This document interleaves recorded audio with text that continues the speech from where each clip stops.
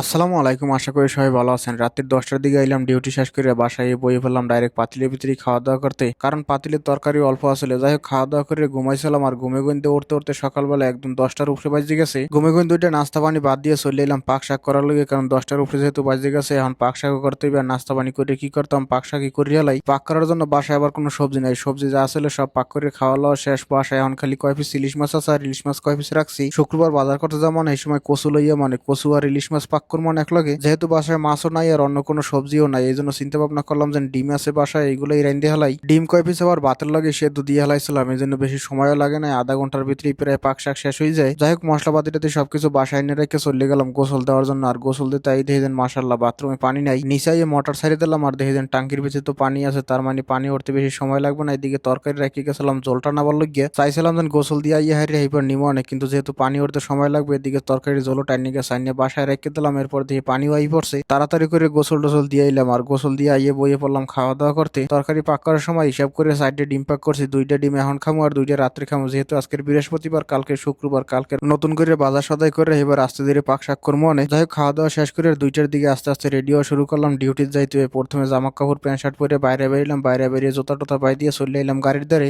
আর আজকের আবার বাইরের আবহাওয়া দেখে মনে হইতেছে আজকের মনকে আবার বৃষ্টি বাদল হইতে পারে, কারণ বাহিরে আবার অন্ধকার অন্ধকার